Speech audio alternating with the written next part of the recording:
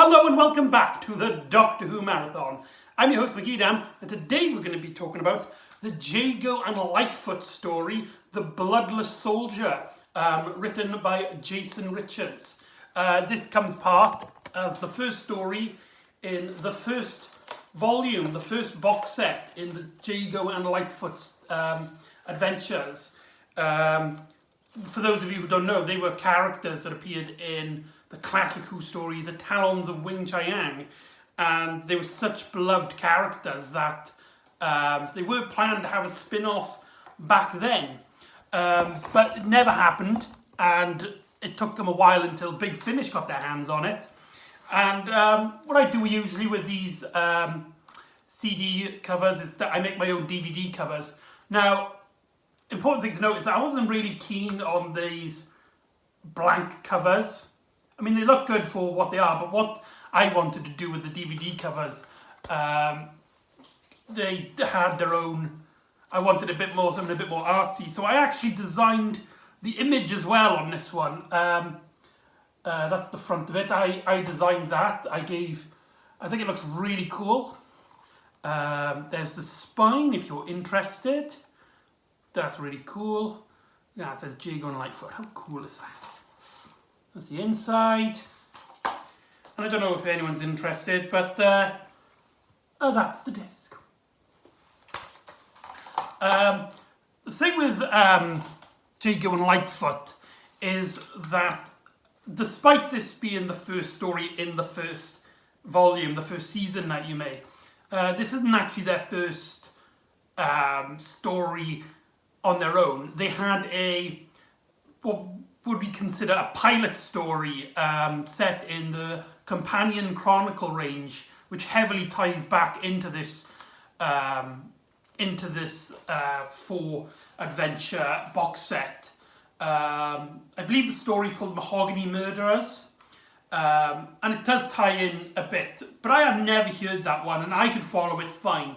Basically, the Jago and Lightfoot have now got a recurring villain, Professor Tep, I believe his name is. Just to confirm, Top, Dr. Top. So yeah, that's just really all you need to know. So yeah, let's get into the Bloodless. Let's get into the Bloodless Soldier. We start off by having a crew of soldiers trying to get a doctor, trying to get a professional to look at their captain, who's slowly turning into a beast after he got scratched in Africa.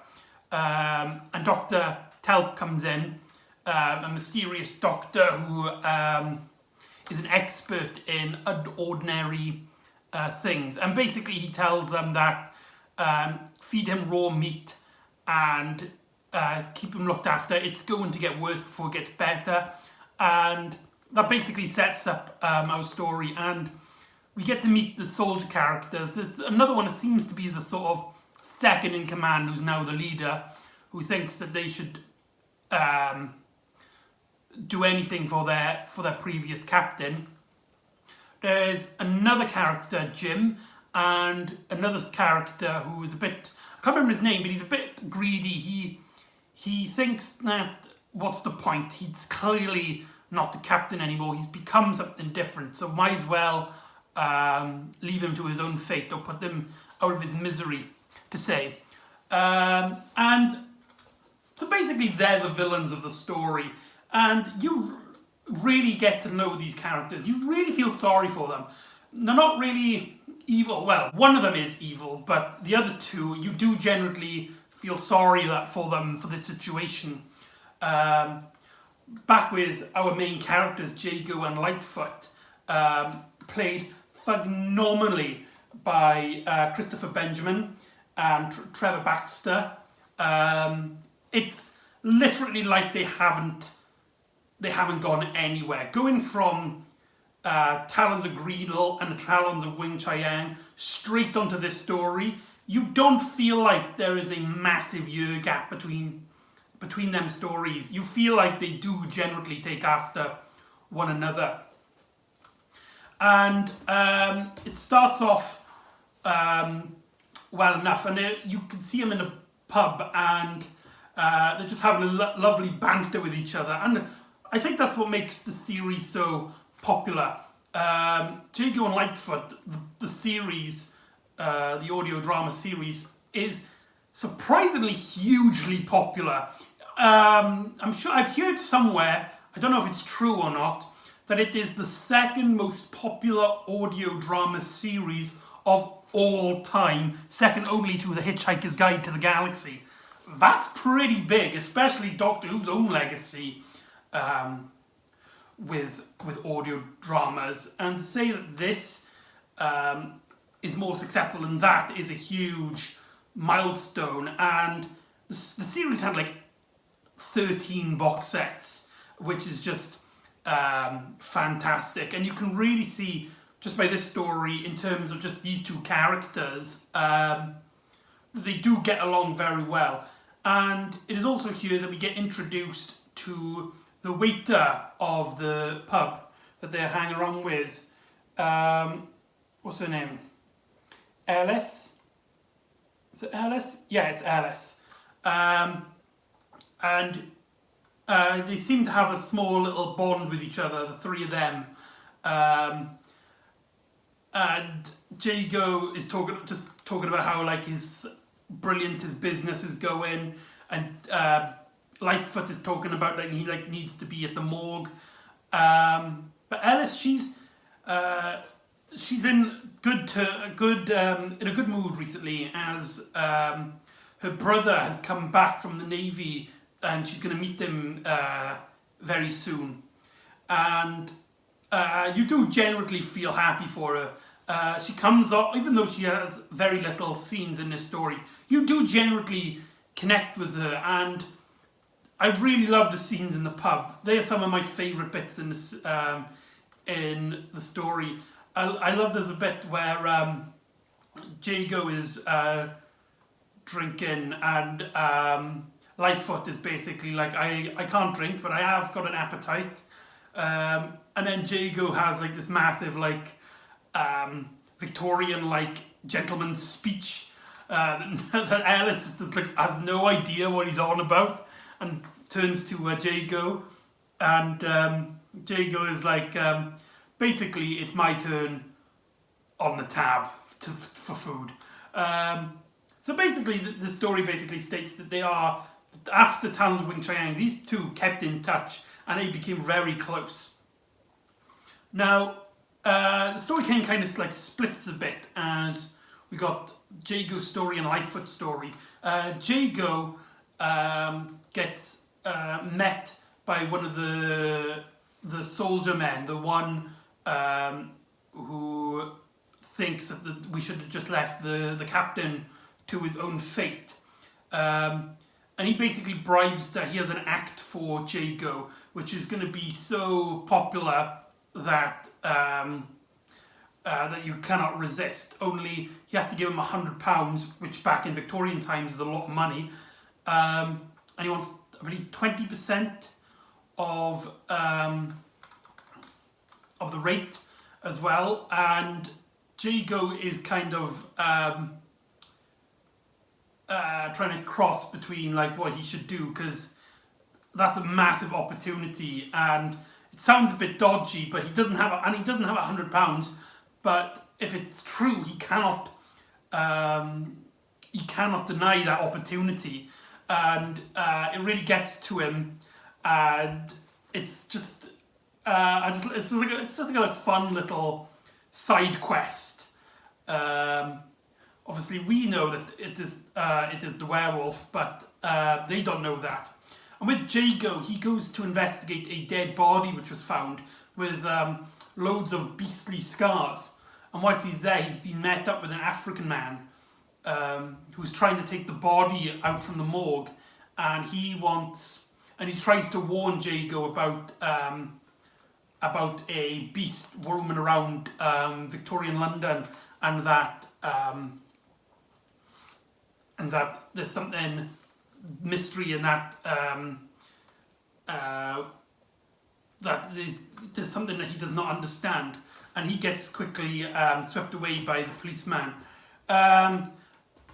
If I have one complaint about the story, it's that this character, I can't remember his name, the one who comes chasing the werewolf, his scenes seem really out of place. Like the way that he's written, you make it feel like he's a very important character, but he's only in it for like 2 scenes, and they generally feel like they're just exposition dumping to characters that don't know certain details which they need to find out.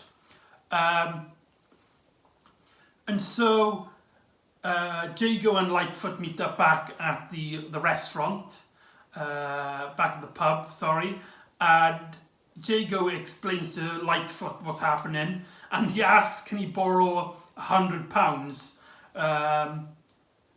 And Jago's like, Lightfoot is like, I'm not gonna give you £100 until I know what I'm buying. So I'm gonna come with you to see what trouble you're getting into. And so the 2 gentlemen go to meet this crooked soldier character, and he reveals that he's got the werewolf. Now, he doesn't know that Jago, Lightfoot, has seen the body, has seen the morgue, and he quickly pieces together that this creature had killed the other guy. But whilst they were chasing him, they found Ellis. Oh no, sorry. The African man was in the pub with Jago Lightfoot, like watching from a distance, and Ellie tries to warn Jago and Lightfoot and tries to follow him to where they're going, and she meets up with her brother. It turns out that Jim, one of the soldiers, the one nice one, the one who tries to help, is actually Ellie's brother, which puts a huge dynamic at the end of it, which highs the stakes as well, as the werewolf quickly breaks out and kills the guy who's caging him, and there's a little bit of an action scene, and they take him down. Jago and Lightfoot chase the monster and shoot him. However, and Jim as well. However, Jim gets a scratch or bitten, and he slowly starts turning into a werewolf. And he asks Lightfoot to shoot him to end his life before he turns into a werewolf. And Jago, seeing Lightfoot struggling, and he can't do it, takes the gun off him and shoots him, killing Jim.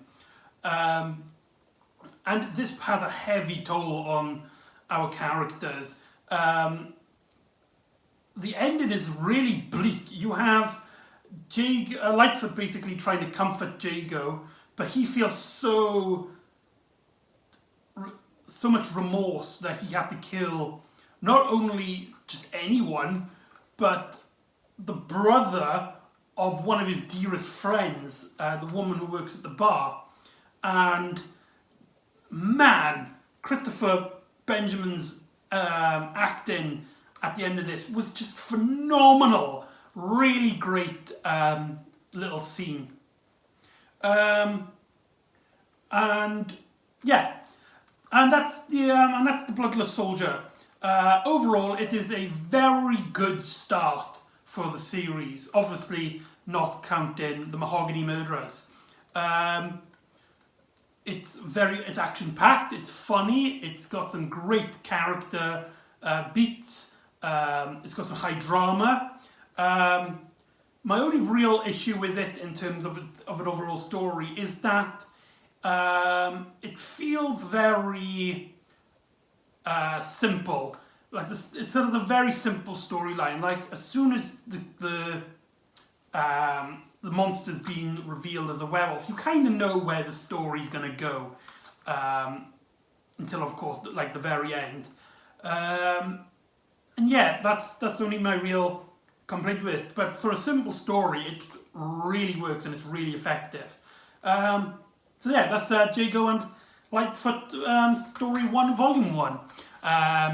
So join me next time where Leela gets introduced to the Doctor's deadliest enemy. They land in future London where there's a power struggle. So join me next time for the energy of the Daleks. See you next time on the Doctor Who Marathon. Ta-da!